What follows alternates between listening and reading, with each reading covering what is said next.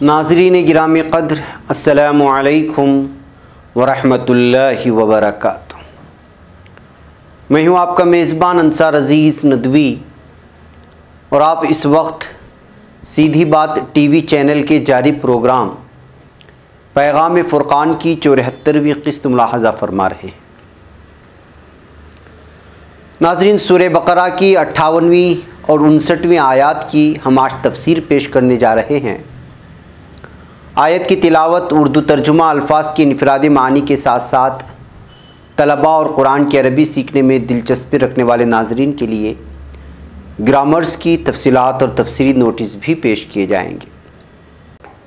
औज़ु बिल्लाहि मिनश शैतानिर रजीम, बिस्मिल्लाहिर रहमानिर रहीम। वइज़ क़ुलना उद्ख़ुलू हाज़िहिल क़रयत फ़कुलू मिन्हा हैसु शिअ्तुम रग़दन वद्ख़ुलुल बाब सुज्जदन वक़ूलू हित्ततुन नग़फ़िर लकुम ख़तायाकुम वसनज़ीदुल मुहसिनीन। फ़बद्दलल्लज़ीना ज़लमू क़ौलन ग़ैरल्लज़ी क़ील लहुम फ़अंज़लना अलल्लज़ीना ज़लमू रिज्ज़म मिनस्समाइ बिमा कानू यफ़्सुक़ून। इन आयात का उर्दू मुहावराती तर्जुमा कुछ इस तरह है नाज़रीन। और जब हमने उनसे कहा कि इस गांव में दाखिल हो जाओ और इसमें जहां से चाहो खूब खाओ पियो और देखना, दरवाज़े में दाखिल होना तो सजदा करना और हित्ततुन कहना, हम तुम्हारे गुनाह माफ़ कर देंगे और नेकी करने वालों को और ज़्यादा देंगे। तो जो जालिम थे उन्होंने इस लफ्ज़ को जिसका उनको हुक्म दिया था बदल कर उसकी जगह और लफ्ज़ कहना शुरू किया। बस हमने उन जालिमों पर आसमान से अज़ाब नाज़िल किया, क्योंकि नाफरमानियाँ वो लोग किए जाते थे।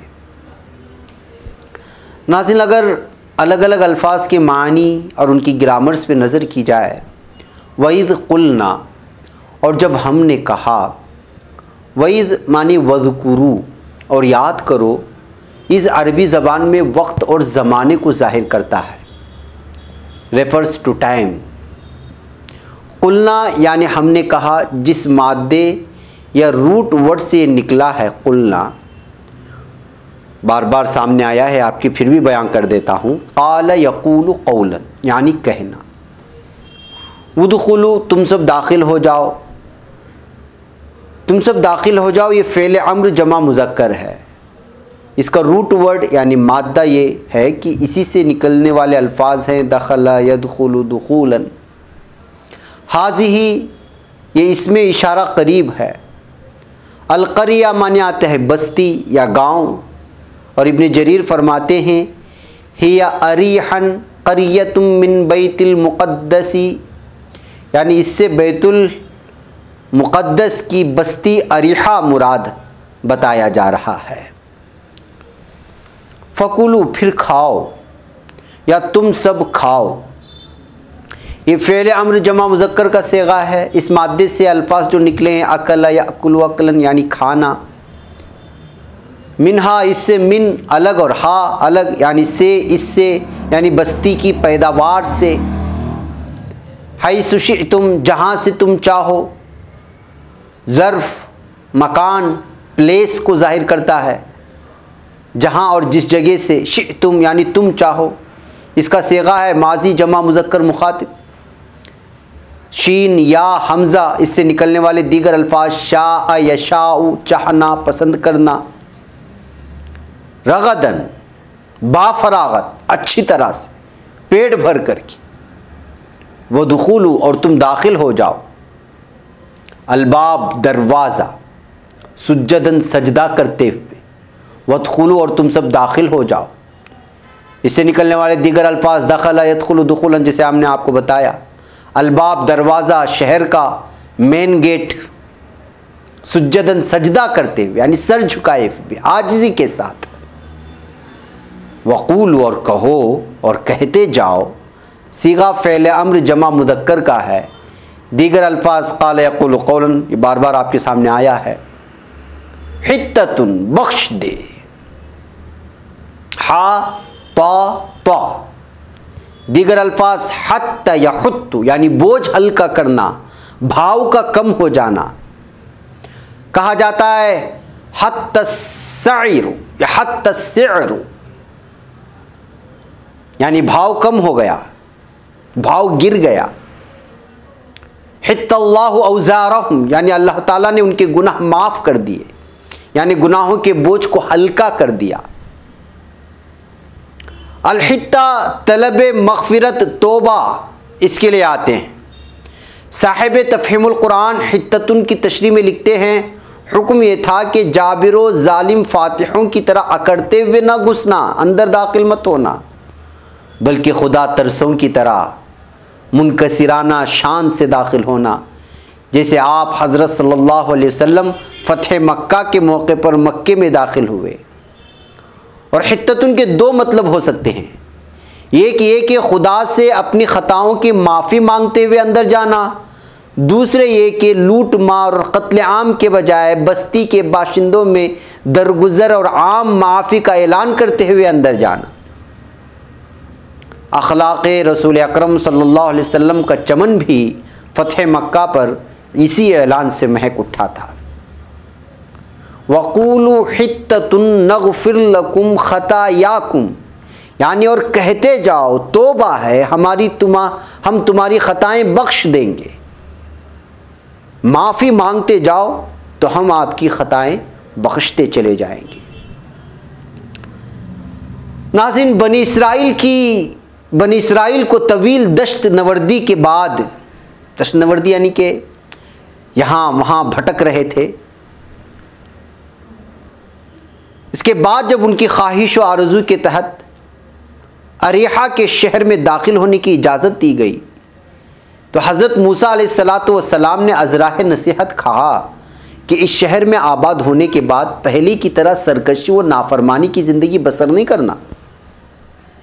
आपको मालूम होना चाहिए कि मिस्र से फ़िरौन से डर कर के निकल गए थे बनी इसराइल। मूसा अलैहिस्सलातु वस्सलाम इस कौम को लेकर के निकल गए थे। अब बस्ती बस्ती, डगर डगर, यहाँ वहाँ, ये कबाइल इधर से उधर मुंतशिर होकर के आज यहाँ तो कल वहाँ, इस तरह गुजार रहे थे बनी इसराइल। एक ठिकाना नहीं था।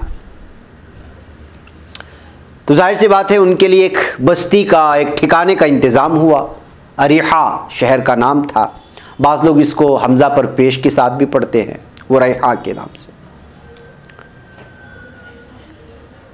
तो कहा गया कि जब अंदर दाखिल हो जाएं, इस शहर में आबाद हो जाए, तो सरकशी और नाफरमानी की ज़िंदगी बसर नहीं करना, बल्कि हमेशा सलामती व मग़फ़िरत और इनाबत व तौबा का शेवा इख्तियार करते रहना, ताकि शहरी ज़िंदगी का आगाज़ तुम्हारी दुनियावी व रूहानी कामरानियों का आइनादार बन सके, कामयाबियों का आइनादार बन सके।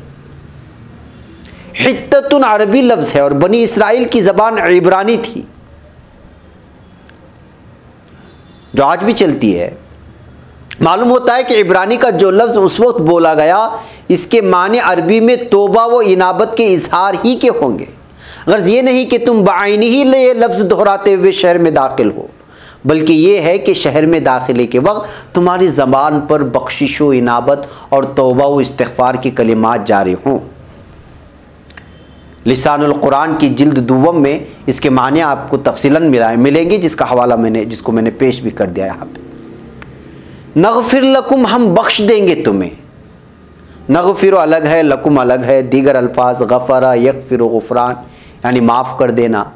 ख़तायाकुम, तुम्हारी ख़ताएँ, इसमें दो लफ्ज़ है, ख़ताया अलग, कुम अलग, यानी गुनाह तुम्हारे। ख़ताया जमा है और उसका मुफ़रद आता है ख़तिअतुन।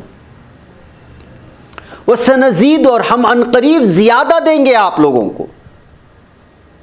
दीगर अल्फाज सनदीदु से निकलने वाले ज़ादा यज़ीदु यानी ज़ियादा अता करना, नजीदु यानी हम ज़्यादा अता करेंगे। नजीदु पर सीन का इजाफा मुस्तकबिल करीब का माना देता है, यानी अनकरीब हम आपको अता करेंगे। अल-मुहसिनीन नेकी करने वालों को, इसका मुफरद है अल-मुहसिन यानी नेकोकार, हर वक्त अल्लाह ताला का खौफ रखने वाले। और मुहसिन तो बहुत सारे लोग अपना नाम भी रखते हैं, आप जानते हैं। दूसरी आयत के अल्फाज के माने और ग्रामर क्या हैं? फ़बद्दलल्लज़ीना ज़लमू क़ौलन ग़ैरल्लज़ी क़ील लहुम फ़अंज़लना अलल्लज़ीना ज़लमू रिज्ज़म मिनस्समाई बिमा कानू यफ़्सुक़ून, यानी मगर जो बात कही गई थी जालिमों ने उसे बदल कर कुछ से और कुछ कर दिया। बनी इसराइल की फितरत में, उसकी घुट्टी में शामिल है बदल देना। तो हमने उन जालिमों पर उनकी नाफरमानियों की बिना पर आसमान से अजाब नाजिल किया। फबद्दला फिर बदल डाला, पस तब्दील कर दिया, खिलाफ वर्जी की, हुक्म अदूली की। दीगर अल्फाज बद्दला युबद्दिलु तब्दीलन यानी बदलना, हुक्म अदूली करना। अल्लज़ीना जिन लोगों ने, उन लोगों ने या जिन लोगों ने, अल्लज़ीना के माने में कर सकते हैं जिसका तस्किरा हुआ। ज़लमु जुल्म किया यानी जो जालिम थे, उसका सीगा है माजी जमा मुज़क्कर गायब, उन्होंने जुल्म किया। जुल्म किसे कहते हैं? अज़्ज़ुल्मु वज़्उ शैइ मिन गैरि महल्लि, यानी किसी चीज़ को गलत जगह पर रखने को जुल्म कहते हैं। मसलन सच की जगह झूठ, इंसाफ के मकाम पर नाइंसाफ़ी करना जुल्म है। मसलन टोपी सर पर पहनी जाती है, मैं उसको अगर पैर पर रख दूं तो टोपी के साथ ये जुल्म है। आईना आँखों पर पहना जाता है, मैं इसको उठा करके ज़मीन पे फेंक दूं, ये आईने के साथ जुल्म है। जो चीज़ जिस जगह के लायक है उस जगह के बरखिलाफ कोई भी अमल होता है तो उसको जुल्म करार दिया जाएगा। अज़्ज़ुल्मु वज़्उ शैइ मिन गैरि महल्लिहि। बहरकैफ कौलन बात, दीगर अल्फाज क़ाल यक़ूलु कौलन मज़दर बातचीत का आपको बार बार ये सामने आया है। गैरल्लज़ी दूसरी वो जगह, गैरा अलग, अल्लज़ी अलग यानी सिवाय जो, अल्लज़ी के मानी जो और गैरा सिवाय।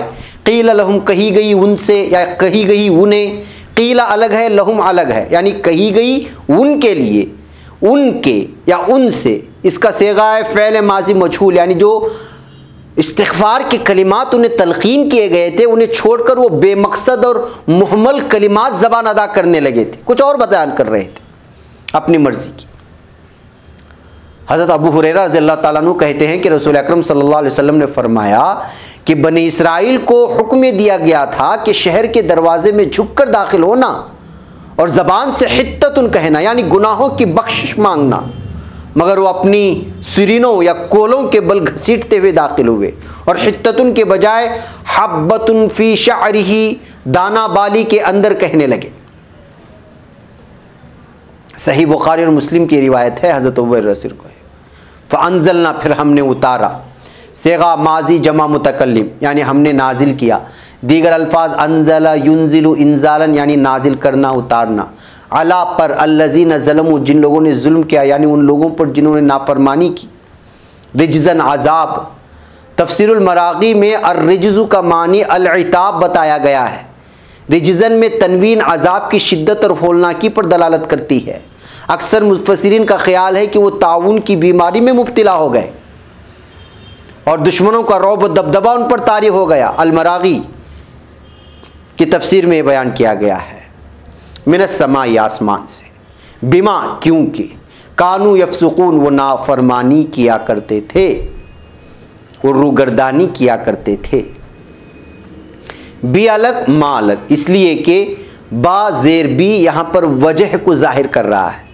तफसीर जलालैन में है ई बिसबबिन फिस्क़िहिम यानी ये अजाब उनके मुसलसल इनकार और सरकशी की वजह से था। बाज़ेर बी जो है वजह को बयान कर रहा है कि क्यों उनको अजाब दिया गया। बिसबबि फिस्क़िहिम उनकी नाफरमानी की वजह से, उनकी सरकशी की वजह से। यफसुकून सीगा मुजारे जमा मुज़क्कर गायब है यानी वो फिस्क करते या अहद पैमान को तोड़ते। अहद पैमान यानी वादा वफा नहीं करते, वादों को तोड़ते। फिस्क यानी गुनाह करते, जुर्म करते। फिस्क के मानी अगर देखा जाए फसक़ यफसुक़ फिस्क़न यानी फिस्क इख्तियार करना, राह हक़ को छोड़कर अपनी मनमानी करना। नाज़रीन, तफसीर इब्ने कसीर में है कि क़रिया से मुराद बैतुल मुक़द्दस है, यानी इन लोगों को जो जगह तय की गई थी दर बदर भटकने के बाद, जो क़रिए का लफ्ज़ यहाँ पे इस्तेमाल हुआ है, क़रिया कौन सा था जो इनको सेलेक्ट किया गया कि वो जहाँ कर जा कर के रहें। तो बाज़ लोग कहते हैं कि बैतुल मुक़द्दस है तफसीर इब्ने कसीर में। हज़रत सदी, हज़रत रबी, हज़रत क़तादा, हज़रत अबू मुस्लिम वग़ैरह भी यही कहते हैं कि इससे मुराद बैतुल मुक़द्दस है। कुरान में है कि मूसा अलैहिस्सलातु वस्सलाम ने अपनी कौम से कहा, ऐ मेरी कौम, उस पाक ज़मीन में जाओ जो तुम्हारे लिए लिख दी गई है। तो ये पाक ज़मीन कौन सी थी? बाज़ कहते हैं उससे मुराद रैहा, और बाज़ ने खा के साथ पढ़ा है, रैखा है। बाज़ ने मिस्र मुराद ली है, जो इस वक्त आप जानते हैं मिस्र को। इब्ने अब्बास कहते हैं कि जिस दरवाज़े से दाखिल हुए ये दरवाज़ा क़िबले की जानिब था, उसका नाम बाबुल हित्ता था। हित्ततुन के माने बख्शिश के हैं। इब्ने अब्बास ये भी कहते हैं कि उनमें गुनाहों का इकरार है। हसन और क़तादा फरमाते हैं उसके माने ये हैं कि अल्लाह हमारी ख़ताओं को हमसे दूर कर दे।